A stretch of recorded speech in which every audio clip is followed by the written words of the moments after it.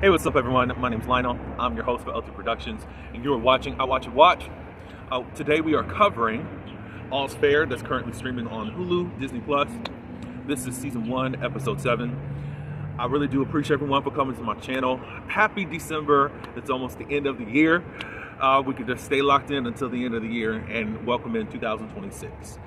Please like this video. You can subscribe, and you can leave your comments below. Now let's get into this week's episode.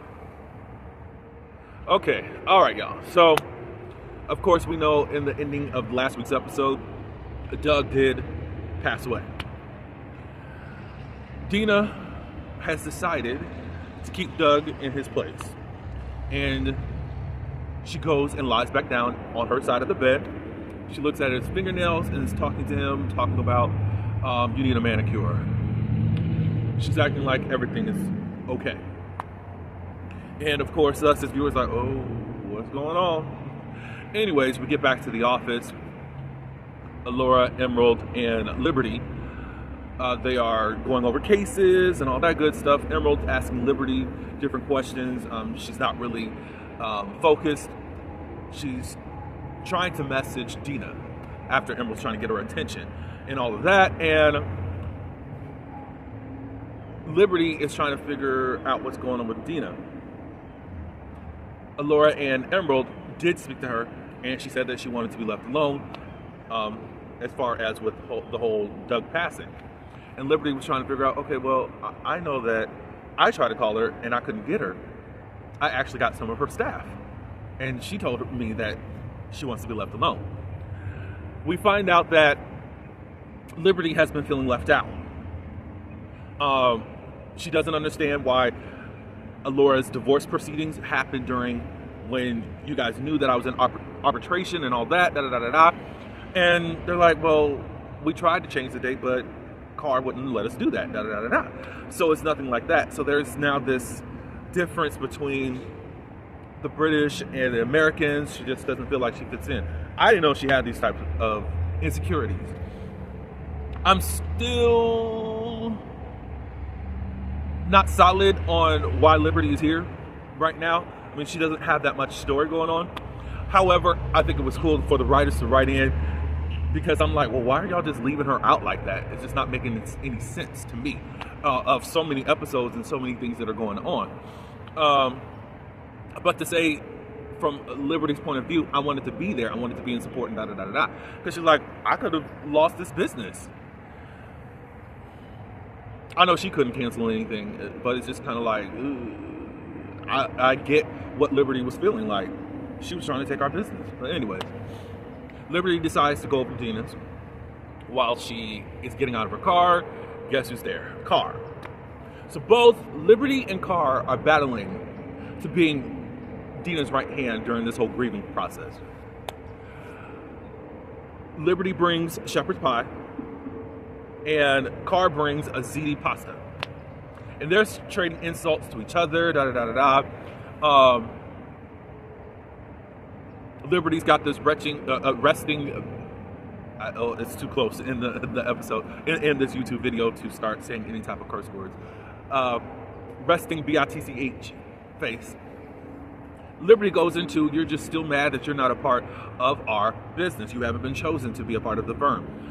You can see that still affects Carr. I thought we were moving past that, but obviously there's going to be a lot more things down the line that we're going to see out of Carr. Then she says, well, don't count me out just yet. I may even take your place. And I think that was kind of a little foreshadowing as to what's going to happen in this episode. They knock on the door. The housekeeper maid. Of course, Carr messed up the name, and the maid had to correct her. Of course, the maid was like, well, she's indisposed. She doesn't want to see anyone. However, they still basically force themselves in. Dina's in the kitchen, and she's cooking an omelet. Now, we got to talk about something. Now, you saw what happened when Dina cracked them eggs. You saw her put some water in them. Yeah, I'm just going to rest that there. Okay, so Dina is making an omelet. And of course, both ladies present their dishes. Of course, Liberty says hers is a homemade shepherd's pie. And then Car says that she got hers from somewhere else.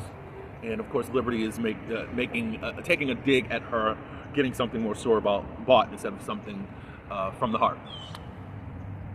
Dina says, I don't want it. Doug taught me how to make the best omelets, and that's what I'm going to have. And she goes upstairs, and then the ladies follow. She doesn't really want any company. So both of them are laying it on thick, thinking that they know how to really comfort her and all that. Well, they've discovered that Doug is still in the bedroom, laying there. Liberty, who says that she's the most pragmatic person out of the group, and that's what you even say that I am, Dina. So Dina's like, look, I'm not losing my mind. This is what happens. He's Scottish and something. Did she say Catholic? At least Scottish. His body isn't even decomposing as of yet. So, look, he's fine right here and all of that. So at this point, Car was able to come in for the kill. She starts talking about how she related to how Dina is grieving. And she goes back to her childhood about her cat, when the cat passed away. And the cat's name was Pussy. I don't know who wrote these lines. Oh my God. You know, she said, I just couldn't get over my dead pussy. I would just pet the pussy because I wanted the pussy to be alive. I said, oh my God, who is writing these lines for this lady? I don't even know how they kept a straight face during that. I'm sorry. But anyways, that won Dina over, and Liberty was basically out. And she excused herself, even as she was mad that she wasn't able to be the first one on the line to be a comfort to Dina. All right, Allura, she goes to someplace, some bar grill place, and meets Chase there. They're going to sign the divorce agreement, everything that's there, da-da-da-da-da-da. I think he ends up apologizing to her, or not him apologizing to her. She ends up saying that to Chase, I forgive you, da-da-da-da-da. Chase is kind of taking the lead that possibly there is a second chance. I think that there was teasers of that on last week's episode with that kiss that they had. Anyway, she's like, don't get any ideas. And they get Chase, well, she brings up this idea as far as clearing the slate for himself. And Chase starts going on an apology tour of every woman that he's wronged as far as just sleeping with them. A lot of them weren't receptive of it and all that. And we finally get to the trans woman. I forgot the name, but I think that it was it was scandalous, and I think it had a deeper meaning to Chase and that person. But anyways, I think the trans person came to Chase's home. They do talk about their experience. It was more transactional, and the trans person, I don't know their name, and that's why I'm saying it that way. I do apologize. Said, it was transactional, and I just can't really be mad like that. So they accept Chase's apology, and they go on about their day. Chase checks back in with Allura and says, hey, I have talked to everyone except one person, and I'm going to need your help. And that one person is Milan. Allura calls Milan and says, hey, Chase wants to talk to you, da-da-da-da-da. And Milan was like, I already told you I want nothing to do with him, da-da-da-da-da. That's just that. And Allura said, look, from my expertise in seeing this being played out over and over and over again, it's best to just get to an amicable place. It could get to a spot where Chase will hire all these lawyers. He'll lawyer you,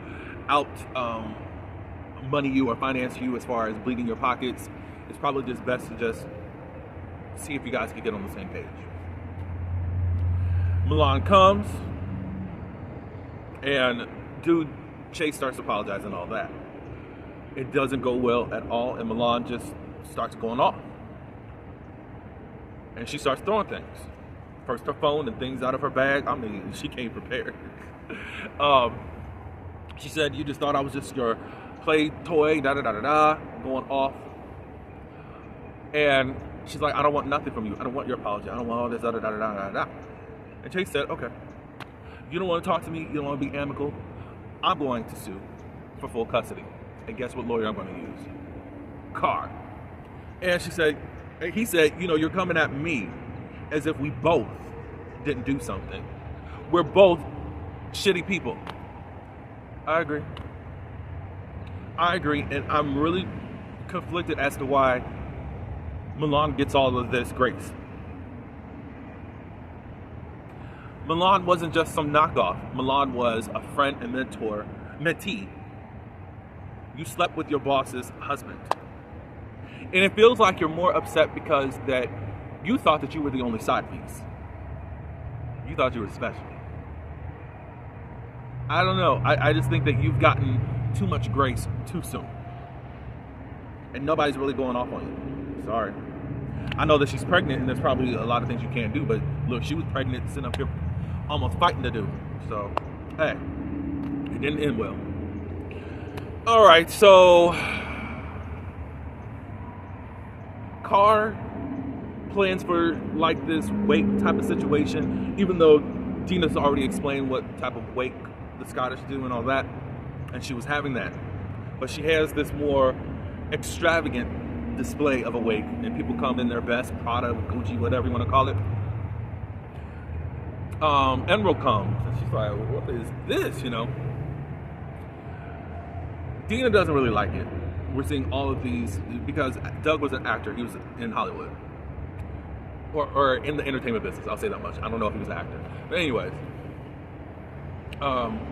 Dina doesn't really like it. She didn't want all those folks in her home and all that. And on top of that, Liberty took it upon herself to bring in a Scottish band to play those bagpipes. Disaster. Even though Doug was Scottish, he wasn't into all this plaid wearing and all that stuff, so it just wasn't it. So none of this is working. Gina goes back upstairs. At this point, all the ladies, this is more night, and now Allura is there. And they band together and let's really talk to Dina.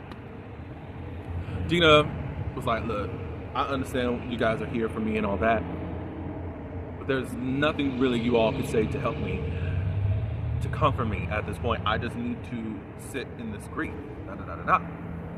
Emerald ends up giving an analogy as to what Dina needs to hear. She gives an example of her physics child. Talks about energy and how energy moves in order to be at its greatest. So you just can't have it be still.